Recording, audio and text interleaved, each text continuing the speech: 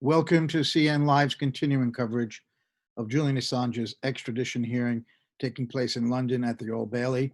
I'm Joe Lauria, the editor-in-chief of Consortium News, reporting for CN Live. Well, we were anticipating Thursday to be the really dramatic day, the final day of testimony, as the defense said they would need beyond Thursday, in which they were granted permission by Vanessa Barreza, the judge in the Assange case, to give anonymity to two Spanish witnesses who have testified with protection in the case of UC Global. And the information that was going to be released, as we heard yesterday, involved surveillance of Assange at the embassy and the giving of that material to the United States government, the prosecuting government. Well, as the court began today, we learned from Claire Dobbin, the prosecutor, that the attempt by the prosecution to vet these anonymous witnesses, they were given the names. The Department of Justice found that they were unable legally to do any kind of vetting of these two witnesses because a third party was involved, Spain. If it was just the US and Britain, it appears that they probably would have been able to do that, or just Spain and the US.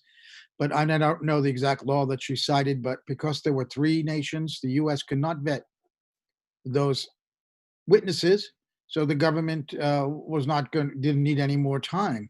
They were given 24 hours, which is why we thought Thursday this would happen. Vanessa Barreza then asked Dobbin, but does the prosecution dispute is the word she used, dispute the evidence? And Dobbin said that she heard from Mr. Lewis on Tuesday, and in fact, Lewis did not challenge the evidence.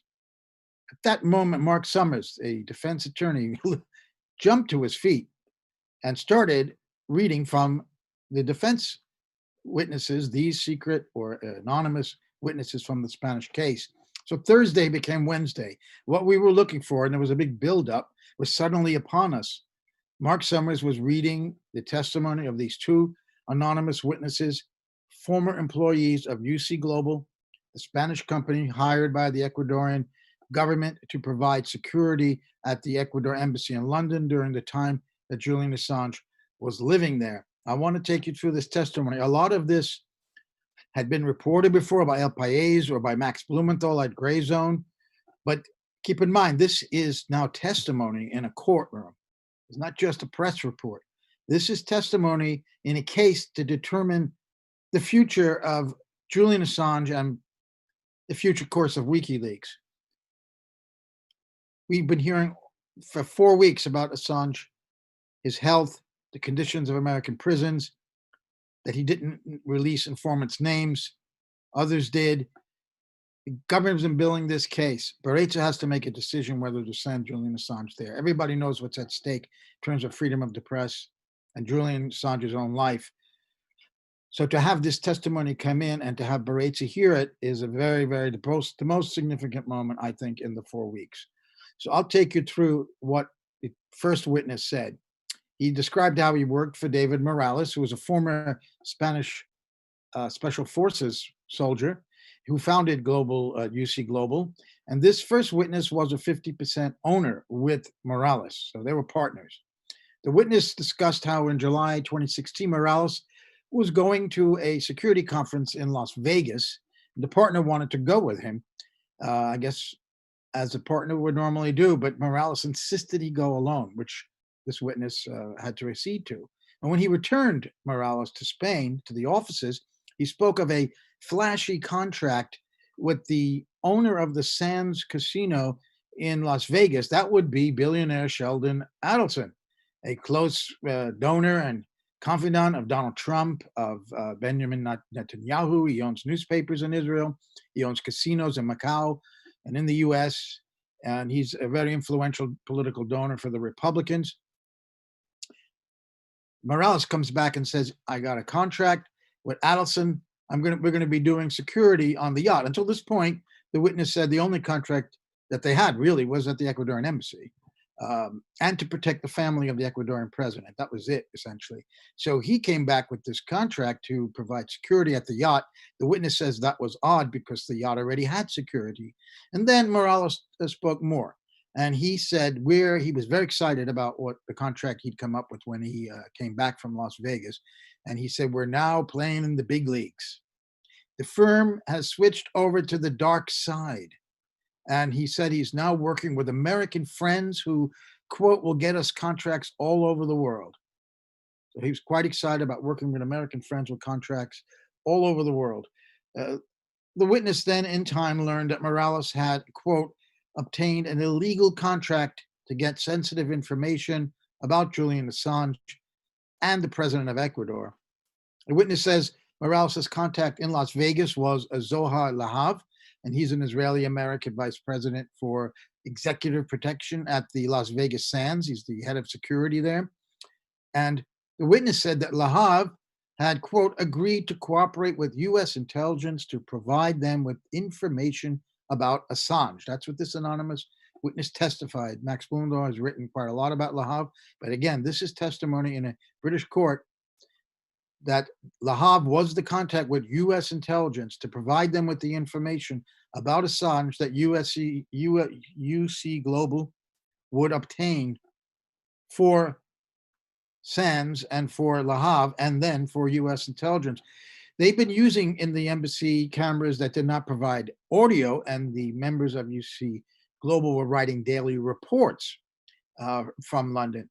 And that parallel agreement with the U.S. authorities required that these reports be sent to the dark side, as Morales called it. So it began right away, it appears, that these written reports are being sent back to the U.S. until the United States could set up the operation that they really wanted.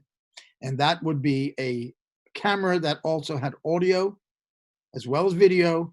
And ultimately, they set up a live stream back to the United States. But the first part of that was to set up the audio and the video. And someone had to fly every 2 weeks from Spain to London to get the hard drive on which these 2 weeks of video and audio was stored, massive hard drive, and would be brought back to Spain. And Morales would fly literally to the US to present his contacts with the surveillance tapes. At one point, this witness one asked Morales, who are these American friends? And the witness said the answer was from Morales, U.S. intelligence. When I asked him specifically who, he cut me off. So at this point, we really don't know it's the CIA, or that's been widely reported. There's really only two agencies of the U.S. Intelligence that could have done this, and that would be the Central Intelligence Agency, which has a vast electronic surveillance and collection department and unit that is never talked about because everyone points to the National Security Agency, which is the other agency that could have done this. They are devoted to electronic surveillance. They are the electronic surveillance and agency for the United States, but the CIA has developed its own vast collection of electronic data, not only human intelligence. So it was either the CIA or the NSA, but he would not tell him, which is interesting. But he did tell him it was U.S. intelligence. These were the American friends. Meanwhile, by the way, the witness noticed that Morales had suddenly grown extremely wealthy, noticeably wealthier than he had been. And later he testified that Morales was paid by the U.S. government 200,000 euros a month to do this job, to get the dirt on Assange, to eavesdrop and surveil Julian Assange at the embassy. The witness testified that after Donald Trump's election in 2016 and his inauguration in January 2017, that Morales' trips to the U.S. started to increase, and that it was in July 2017 that he ordered the cameras at the embassy be replaced to provide the audio as well as the images. Came after Trump's election. Now, Trump appointed as CIA director, which is another reason why I think it's the CIA, Mike Pompeo. He was not Secretary of State at that point. He was CIA director. And as we all know, in his very first speech, maiden speech as CIA director, he made a good deal of it about WikiLeaks and how he was going to go after them as a non-state hostile intelligence agency. And he had to bring down WikiLeaks. So clearly, Pompeo had Assange in his crosshairs. That came after the Vault 7 release, which was the worst leak in the history of the CIA from their point of view, from the public's point of view, the best leak that we learned how the CIA does many things, and many things were redacted and withheld by WikiLeaks in that instance. Vault 7, again, is not part of the indictment, but it really seemed to upset Pompeo. I think Pompeo was the driving force behind this entire operation. The witnesses are naming Trump, but without Trump, there would be no Pompeo. So the Trump administration, led by CIA Director Mike Pompeo, is when these changes were made. The camera with the audio in July 2017. At that point, still, a team had to go to every week to London from Spain to collect the recordings on the hard drives. Now, Morales, according to this witness, demonstrated an obsession with audio and video surveillance of Assange's meetings, particularly with his lawyers. Prioritized the meetings with the lawyers. Why? Because, quote, the American friends had requested it. So the Americans were they wanted everything that Assange was doing there, but they were especially intent on getting the audio and the video of Assange meeting with his lawyers, which is clearly a violation of attorney-client privilege. In fact, that is one of the charges against Morales in Spain, that he had violated Assange's privacy and he violated his attorney-client privilege. Morales is on trial for those charges as well as money laundering. And these witnesses that I'm speaking to you about now were testified against him in this trial in Madrid, and they were his former employees. And in fact, this first witness was his partner. They're testifying against him. That's why, by the way, they've asked for anonymity, because they're afraid of repercussions and retaliation from this former special forces man from Spain, who the police found in his house loaded arms with serial numbers filed off. So they had legitimate fear that granted anonymity in the Spanish court, and Maurizi also granted them anonymity in this court in Old Bailey. When this partner learned that the obsession was with the lawyers and that the American friends have requested it, he states, "I then put an end to our relationship and sold my shares." So he pulled out, would not work with him because he considered this to be illegal. Second witness joined UC Global in February 2015 as an IT expert. He repeated what Morales came back from the US, first US trip, and announced that we're moving into the Premier League and that the company is now moving to the dark side. Morales then said that the American friends were vetting UC Global so that everything had to be encrypted at the office. This is the IT expert now testifying. So he was asked to encrypt everything because the Americans are vetting the company.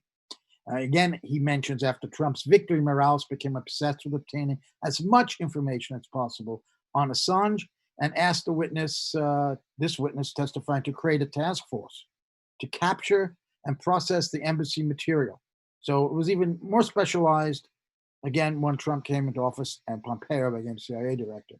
This witness, too, was ordered to put new cameras in, the one that we discussed before, and he was told not to share the specifications of those cameras, and said that he was ordered to lie if anyone asked him whether the cameras could also record audio when he was up there in London at the embassy.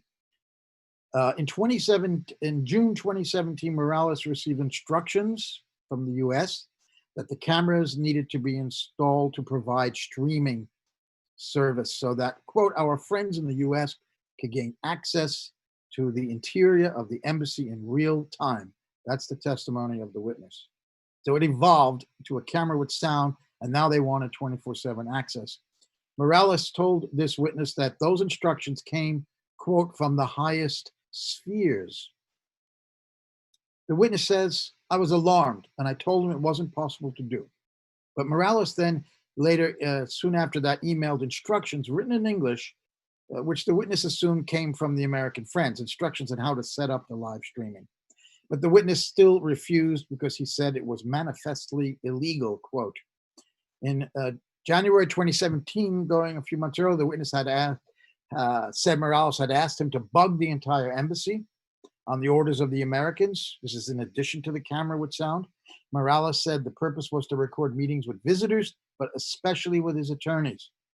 Personnel in the embassy were asked to monitor the lawyers, as requested by the American friends, the witness testified.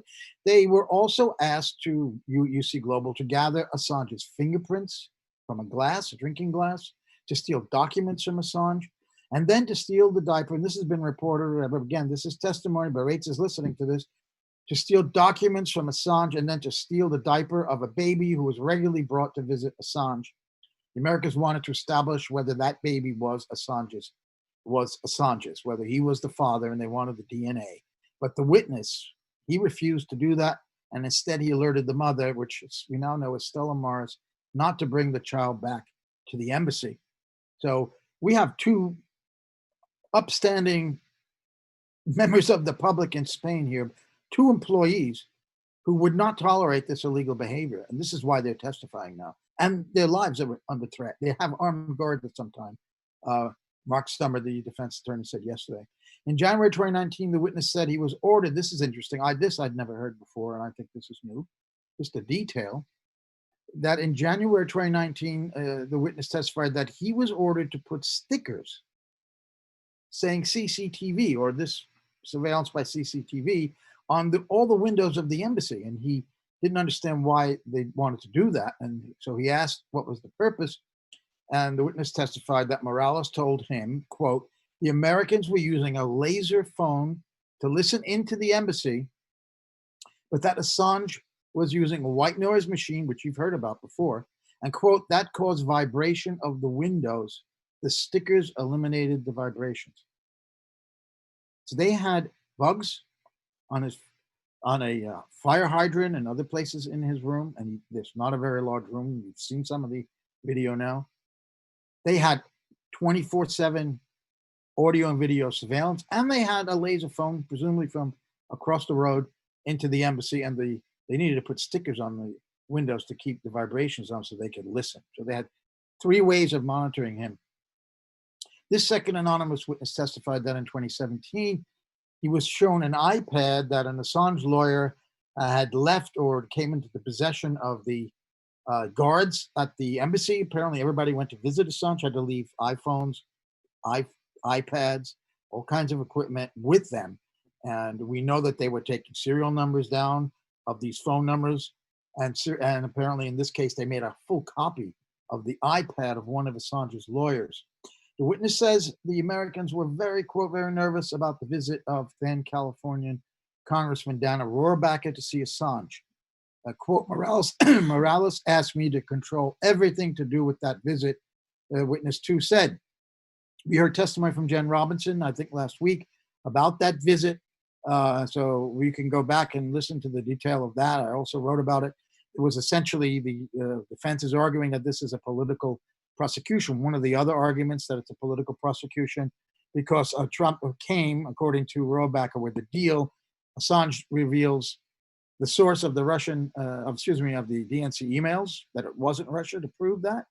And Trump would pardon him or drop any prosecution that was going on. Assange refused, protected his source.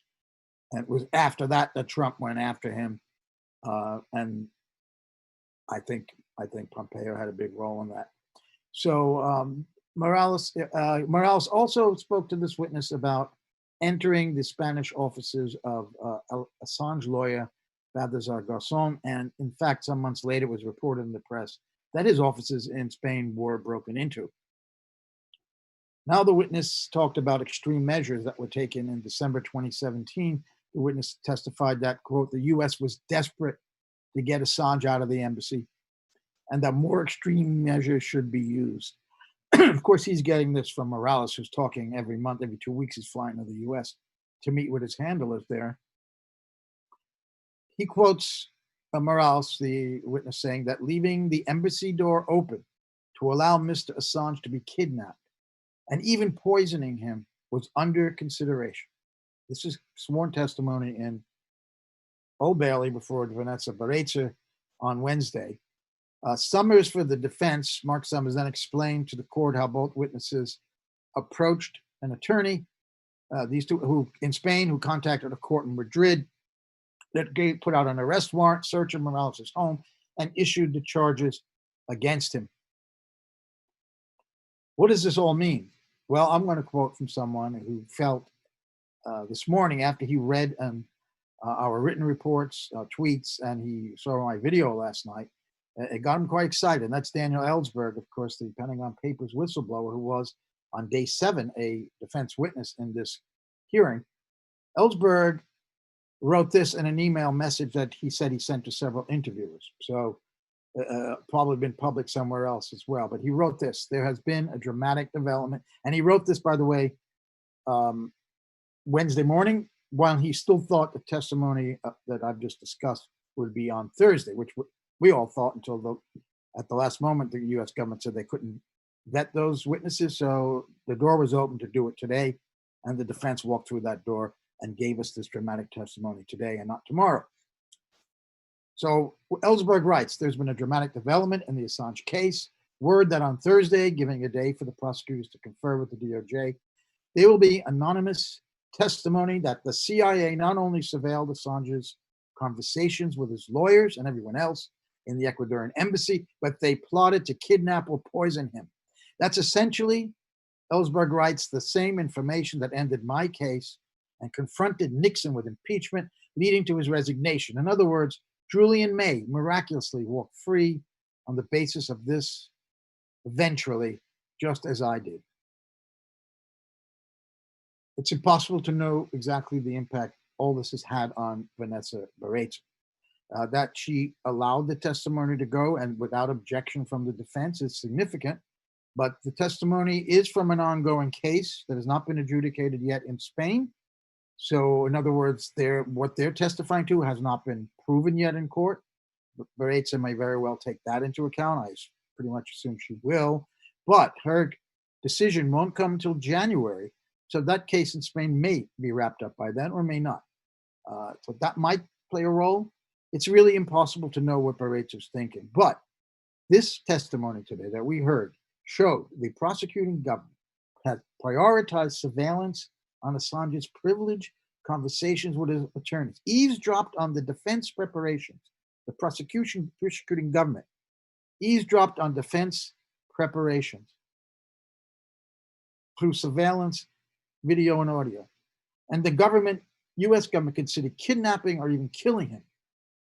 That has to weigh on Maurizi's mind.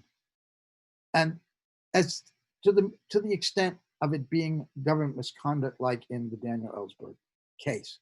The Ellsberg case, they broke into a psychiatrist's office to get dirt on him. They eavesdropped on his phone. They tried to bribe the judge in his case with the FBI directorship. When it all became known, there was a mistrial. Daniel Ellsberg walked free out of that courtroom. And he was facing almost 100, I think 117 years, and Assange faces 175. Basically the rest of both of their lives. He was free because government misconduct was revealed. Well, we heard these witnesses today testifying about very serious government misconduct. If it doesn't sway Maurizi, this testimony might very well work inside of the British High Court on appeal. That's something also to keep in mind. Then I want to just talk a little bit about the other testimony. There was other testimony before and after that, actually. The first was Patrick Cockburn, the journalist for The Independent, the Middle East correspondent. Has been a war correspondent and a Middle East correspondent from the 1970s. He testified. It was written. These were all that I'm going to tell you now was read by Summers to the court. Nobody else appeared on the stand or even on video today. No one did. He says, Patrick, that as a war correspondent in Afghanistan and in Iraq, that there were many things that they'd heard, his colleagues and he, about Americans massacring civilians, but they could never prove it.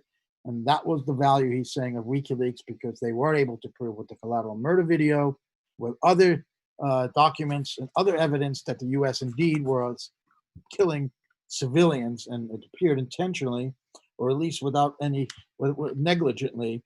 And he also, Cockburn, hit on a theme that's gone over and over again, but these are the important themes for the defense, that no informant was harmed by WikiLeaks naming any informants. And they did that, of course, after others had published first, and we'll get to that in a minute. That's already been testified before, but it came up again. And he quoted Cockburn, Brigadier General Carr, in the Chelsea Manning court-martial, in which General Carr testified that they had not found any informant who had been killed, that the Taliban had said that they killed one, killed an informant named in WikiLeaks. The U.S. government investigated, found out it wasn't true, that they were lying, that name never appeared in WikiLeaks. So no one was ever damaged, harmed physically, killed or injured by a WikiLeaks release. And that's the key part of the government's argument here. It's all about the informants, if you've been watching these videos. Let's see if that's still Patrick Cockburn. Yeah, Cockburn said that WikiLeaks was a great victory against secrecy in the government.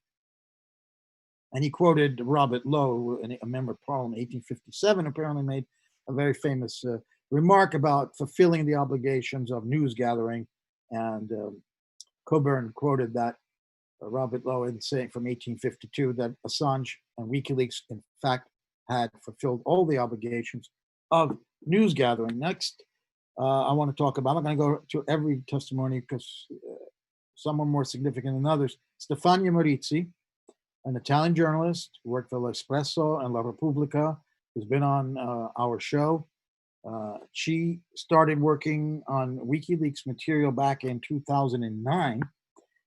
She's a mathematician, I learned. I did not know that about Stefania. And she has an expertise in encryption. So you could see why she became interested in WikiLeaks and their new form of journalism that they were bringing out. And that's 2009. That's pretty early in WikiLeaks beginnings. And they worked together as a local partner with WikiLeaks on the garbage crisis in Naples. I don't know if anyone remembers that. I do. There was a strike, I believe, or there was a corruption with the Camorra, which is the mafia down there. Now, don't hold me to this, that they were not collecting the garbage for some reason, and it became a serious health crisis. And WikiLeaks actually revealed information for Stefania for her to report in L'Espresso at the time. But of course, most importantly, she then began working on the Afghan war diaries, and she said that she did this because she thought this type of journalism could change the course of history, can affect government policy and change it, and that WikiLeaks made that possible or easier for investigative reporters like herself. And the key case she discussed was the 26 CIA agents who were actually convicted in absentia in Italy for the rendition of a man sent to Egypt. I remember that case clear. I think most of you do as well. The CIA was in the heyday of their torture and black sites and renditions. They operated on Italian soil to kidnap this man and send him to Egypt to be tortured. And a brave prosecutor and judge in Italy, just like the ones in Spain right now, ones who actually give you a feeling that not everybody's corrupt in this world, including those two witnesses, that there are people who stand up and even risk their lives to speak the truth about things. Well, this judge, they convicted these 26 CIA agents, but of course they're living in the US. Well, Italy tried to extradite them, and this is where WikiLeaks came in, as Stefania said in her written testimony read out in court, that the US put enormous pressure on Italy not to extradite the CIA agents. You might remember the John Gertz testimony from a couple of weeks ago, when the same thing happened. A court in Munich actually wanted the extradition of CIA agents who had taken part in similar activity, and Germany wouldn't do it. And in this case, Italy wouldn't do it. But the WikiLeaks documents showed that it was the pressure the US government applies on their allies, on their junior partners in Europe, and the Italian, they have a lot of leverage in terms of money and whatnot, and power. And the Italian government refused to go forward with the extradition. They caved to this pressure, and Stefania Maurizi only knew about that because of a WikiLeaks cables, that diplomatic cables, in which she found one in which this pressure was outlined in detail by the United States, just like in the John Getz case. She also said, spoke a lot about the professionalism of WikiLeaks, of Assange, that she'd never actually seen anything as thorough as that. And she and her colleagues who covered the mafia in Italy, and there's a lot of risk in doing that, obviously, that she explained to them what WikiLeaks was going through, and they had never known of that kind of ways of protecting yourself online, on the phone, etc., to stay safe, that WikiLeaks was employing. So it was exemplary at the time, she said.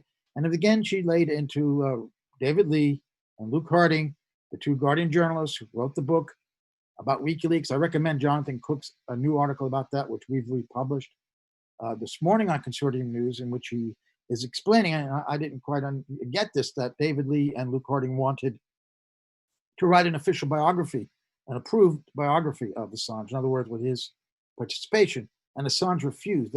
He says, Cook, that would have made them a lot more money, so they were ticked off at him, whether that was a motive or not, but they published the password to the encrypted, unredacted cables that had the names of the informants that the government is going in hot pursuit after Assange for, when it was the password published, and then the German newspaper, the Freitag, and then on September 1, Krypton, and then only on September 2nd, 2011, did Assange publish the unredacted cables, because the information was out there already.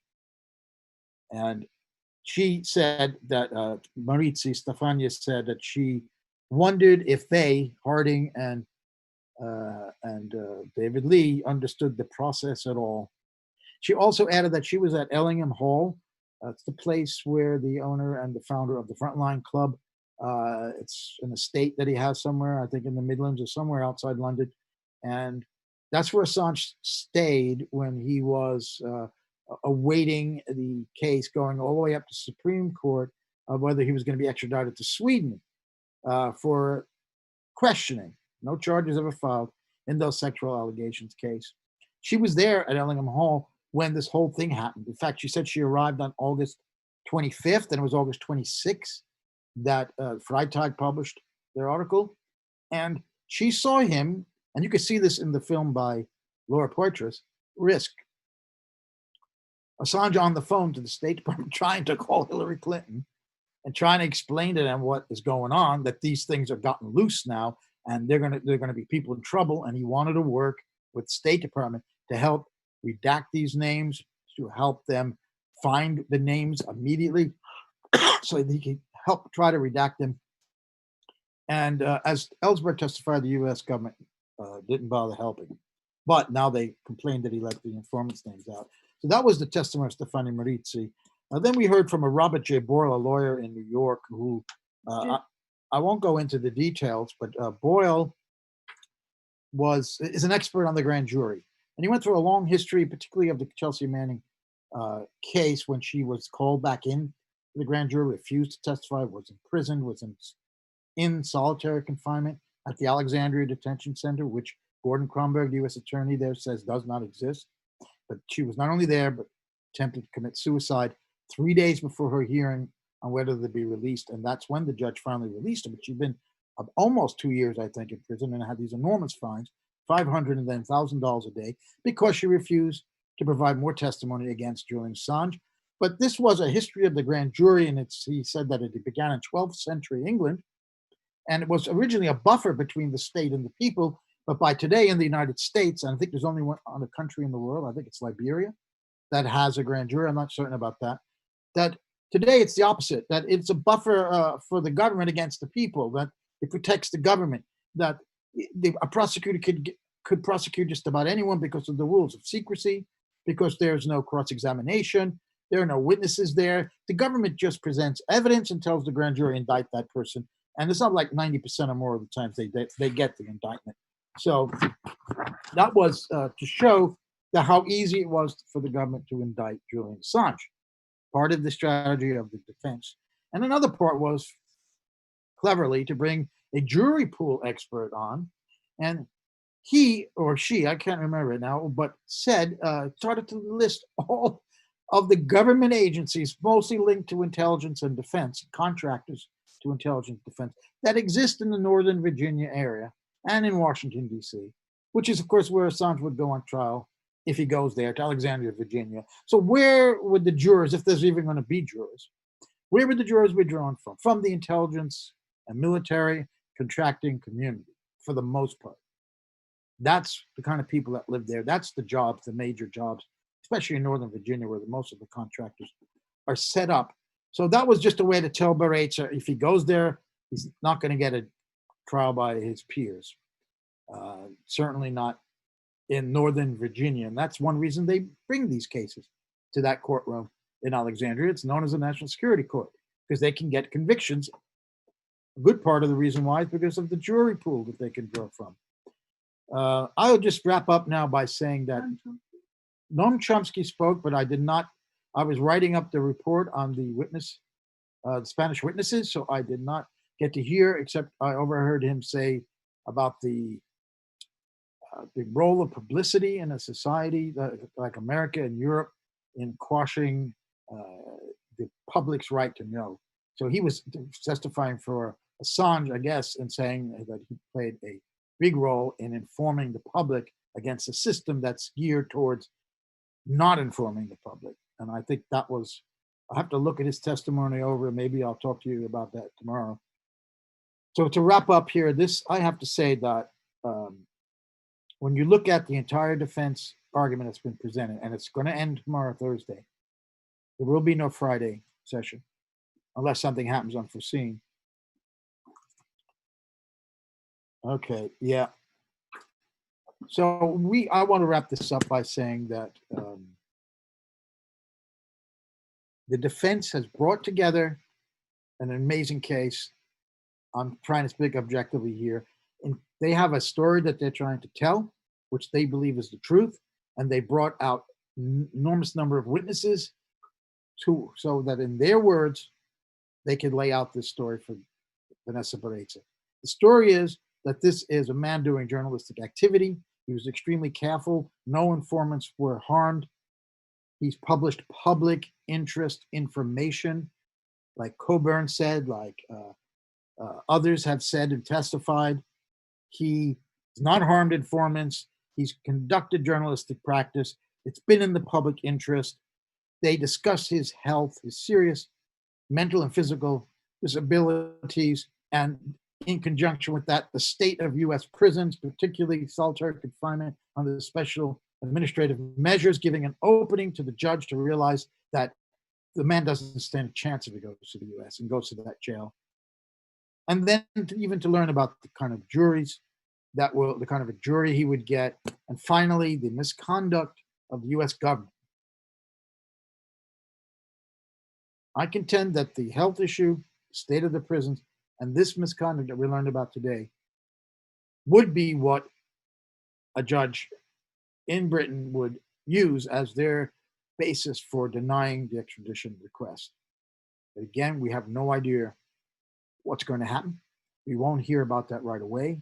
But I just want to say the defense has put on a tremendous case from my point of view in laying out this entire story in the words of their witnesses, all the aspects of the case.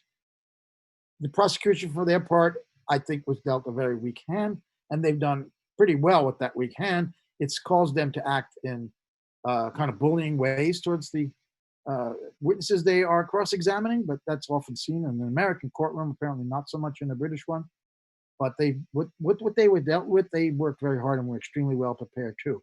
So we're moving to the end of this hearing, and that will be tomorrow with a couple more witnesses, and then it's over until November 16th when the closing arguments will be had, and we're fearful that it's only going to be written. It seems like the defense agreed to that, but we never heard Bourizi actually pronounce that, but it's being reported everywhere else. We're holding out hope that we'll get an oral argument on that day, or at least get to see the written statements. And then beyond the holidays, Bourizi will come back in January and make a decision. But I don't think they've left anything on the table there. They have given it everything they've had, both sides. And it's been an extremely, extremely interesting and historic hearing that should have gotten a lot more media attention because all of these issues that have been involved here. Freedom of the press being one of the crucial central ones here.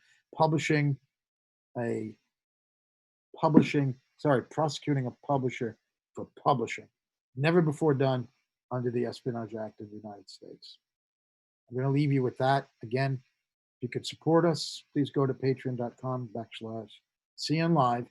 And until tomorrow, for what appears to be the final day of testimony, this is Joe Lauria for CN Live.